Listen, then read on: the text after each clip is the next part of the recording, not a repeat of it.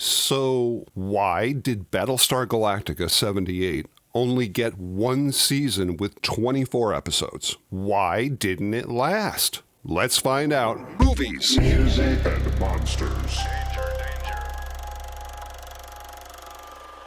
There are those who believe that life here began out there. Hey guys, Dan Monroe here from Media Master Design, where we talk about movies, music, and monsters. Battlestar Galactica, the original. This one is near and dear to my heart. Battlestar Galactica only ran for one season from 1978 to 1979. But it won not one, but 2 Primetime Emmy Awards, the People's Choice Award, and was nominated for Best Original Score, Outstanding Art Direction, and Outstanding Creative Achievement. We were on the cover of every major national, international magazine. Then why didn't it last? Well, the classic Battlestar Galactica was the brainchild of Glenn A. Larson, who was also responsible for a ton of other great shows. Buck Rogers, Knight Rider, The Fall Guy, Magnum P.I., and so many more. Now, the original concept story of Galactica was really a pilot that Glenn A. Larson had written called Adam's Ark in the mid to late 60s, which had a similar storyline of survivors fleeing Earth and heading out into the great unknown. Now, the original plan for Battlestar Galactica was not actually a series, but a mini-series. At least that was the plan at first, until along came this little movie called Star Wars, and that changed everything rapidly. Due to the enormous success of Star Wars, the network actually demanded that Battlestar Galactica go direct to series. Obviously, the network wanted to rapidly cash in on the Star Wars success. There's quite a few tie-ins between Galactica and Star Wars, but we'll get to that. Glenn Larson was hesitant to go directly to series because he just didn't feel that the story and the scripts were ready. In fact, he wanted it pushed back an entire year, but the network said no way. Imagine being in the 4th hour of the miniseries and realizing within a couple of weeks you're going into series and having to develop now a whole series of scripts and a story arc. Well, with Galactica now approved as a series, the scripts were rushed. It wasn't the fault of the writers. They just had to get these scripts out as soon as possible to basically appease the network. It was a killer. I mean, we were working around the clock.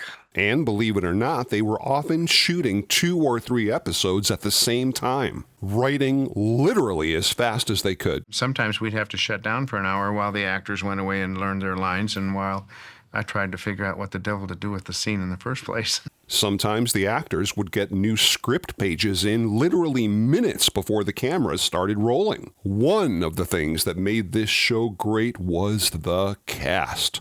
Incredible talent. You got Lorne Greene as Commander Adama, Richard Hatch as Apollo, Dirk Benedict as Starbuck, the incredible John Colicos as Baltar, Terry Carter and Lockhart, so many others. Kind of funny, Don Johnson was actually up for the role of Starbuck, but he lost out to Dirk Benedict because of his southern accent. This is interesting. Terry Carter, who ended up playing Colonel Ty, was originally up for the role of Boomer, but Carter injured himself while roller skating and lost the chance to play that character. But Larson offered him the part of Colonel Ty, so all was good. What do Battlestar Galactica and Lost in Space have in common? Well, 2 things, actually. One of the show's great cast members was Anne Lockhart, daughter of June Lockhart, the mother from Lost in Space. Secondly, everybody remembers Dr. Zachary Smith. Oh, the pain. Well, he provided the voice for Lucifer, Baltar's right-hand man. Perhaps he feels his report will not be received satisfactorily by you, Baltar. Funny thing about Anne Lockhart's character, she carried a blaster in the show but never fired it once. Special effects, man, some of those effects were great. This was the first TV show in history with a budgeted $1 million per episode. Never happened before. And a lot of that money did end up going to, you guessed it, special effects. So much money was spent on special effects, in fact, that they would often really obviously reuse the same battle footage over and over and over. But that's okay. We loved it. Like in the Vipers, they had loops projected behind us. And we would sit in our Vipers and then in front of a screen in the middle of a soundstage. I just hope the Pegasus is still around when you get there. The man in charge of special effects, John Dykstra. Recognize that name? Star Wars. Kind of a cool fact. Glenn A. Larson wanted the Cylon Centurions to be very intimidating and tall. So he hired a lot of out-of-work basketball players. How cool is that? Me, I'm 6'9". I could have been a Cylon. That classic sound of the Cylon eye going back and forth, you know it. That sound was also incorporated into the kit car of Knight Rider, another Glenn Larson show. Come to think of it, the sound of the Vipers taking off was also part of the kit car in Knight Rider. Another really cool special effect was Muffet, the Daggett. I remember watching the show initially thinking, that thing moves really strange. Later I found out why. There was a chimpanzee inside of it. A chimpanzee named Evie, which was short for evolution. Well, Battlestar Galactica was very popular. So popular, in fact, that it caught the attention of George Lucas. But not for a good reason. George Lucas threatened to sue John Dykstra over the fact that he was using old ILM equipment to make Battlestar Galactica, which was in direct competition with Star Wars. So they had to turn all the equipment back over to ILM, and that's when Universal started doing the effects for the show. George Lucas, along with 20th Century Fox, sued the network over the fact that they thought that Battlestar Galactica was just too much like Star Wars. In fact, they claimed that there were 34 distinct ideas directly taken from Star Wars, until eventually in 1983 it was settled out of court because by that time Battlestar Galactica was canceled and George Lucas figured it wasn't a threat anymore. Battlestar Galactica premiered on TV September 17th, 1978, with an audience of over 60 million viewers. It was, in fact, the highest-rated sci-fi debut of any show in TV history. There was also actually a theatrical movie, which was basically just the first 2-hour episode slightly re-edited. And man, were some of these shows great. Obviously, the first show was spectacular. I loved it. Saga of a Star World. The Ovions were a little creepy looking, but it is what it is. Lost Planet of the Gods, another 2-part episode. I had such a crush on Serena. Actually, Richard Hatch did too. We hit it off. I mean, felt very fortunate to have a romantic love interest in the form of Jane Seymour, and I must say I did have a secret little fantasy there. I just couldn't believe they killed her off, and I kept wondering why. Well, it's because Jane Seymour, who played that character, signed on only when she thought it was going to be a miniseries. When she later found out that it was actually going to a weekly series, she didn't want to do it. I loved The Lost Warrior. It was so cool because it was like that old-time Western thing. You got Richard Hatch on one end of the street, you got Red Eye on the other side of the street, and they're going to have themselves a shootout. Super cool. The Living Legend. Of course, the incredible 2-part episode with Lloyd Bridges playing Commander Kane. Outstanding stuff, and so many other great scripts, but I think my favorite show was actually the last show in the season. It was called The Hand of God. Such a cool show. They get Baltar's help to sneak back aboard the base star and blow it up. There's this bubble on top of the ship where in the very last scene, a very unusual, strange message is received. And the music, don't forget the music, that incredible opening theme.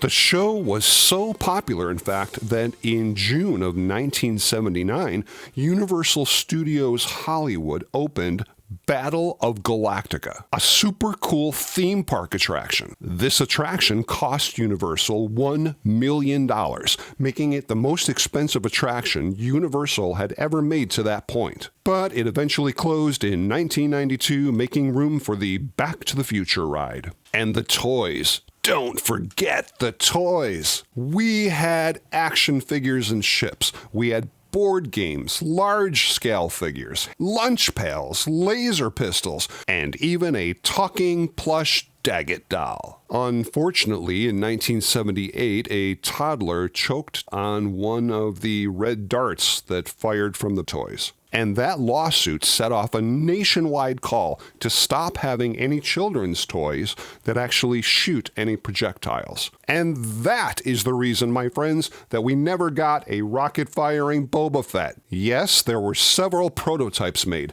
but they never went into production. So if you think you had one as a kid, you didn't. And it really looked like Battlestar Galactica was soaring off into an amazing future. But that just wasn't meant to be. Sadly, ABC canceled Battlestar Galactica after only 1 season and 24 episodes. But why? Well, 3 main reasons. The first was the ratings. It only came out number 34 out of 114 shows that season. Second was the astronomical cost of each episode. And lastly, yes, the cost of all the legal disputes. And of course, the great tragedy being that the series had such potential. There was a spirit to the show that was beyond the plot, beyond the acting, beyond the special effects. There was the core of the show that I think people responded to. If the show had continued, I don't think there would have been a limit to where it would have gone, because you've got the religious aspects, you've got the mythological aspects, you've got the scientific aspects. You know, it's not really fair, but the other networks intentionally did things to try to draw viewers away from Battlestar Galactica. CBS moved 2 of their biggest shows, All in the Family and Alice, up an hour intentionally just to draw viewers away. Because of just that, Battlestar Galactica lost about 40% of its viewership. Don't seem quite right, but that's showbiz. It is interesting to note, however, that when ABC canceled the show, both NBC and CBS did express an interest in possibly picking the show up for themselves.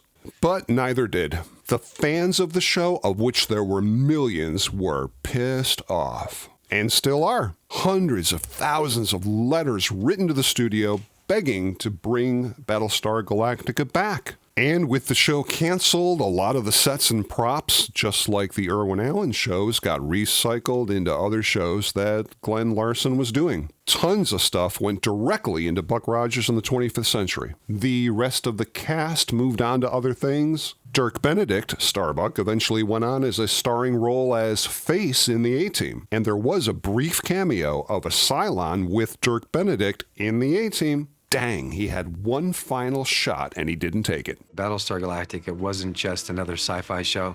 It wasn't just a space opera. It was actually about something.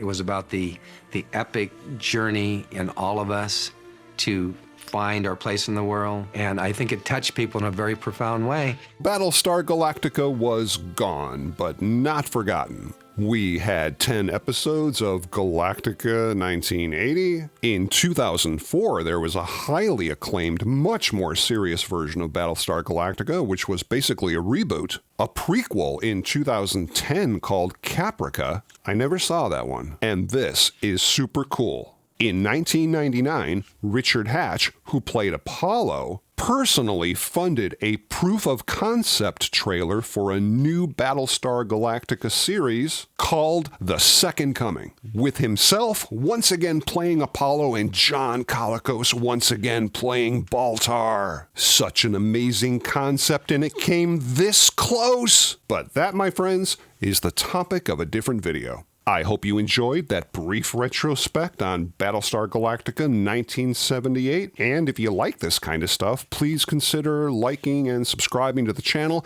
I've got a ton of new videos coming up: Lost in Space, Land of the Giants, Planet of the Apes, classic Universal monsters, Ray Harryhausen, Hammer horror movies, Buck Rogers in the 25th century. There's definitely something for everybody. If you have any questions, drop them in the comments, and I'll do my very best to try to answer them for you. Thank you, and please stop back again as we continue our conversation on movies, music, and monsters. Movies, music, and monsters.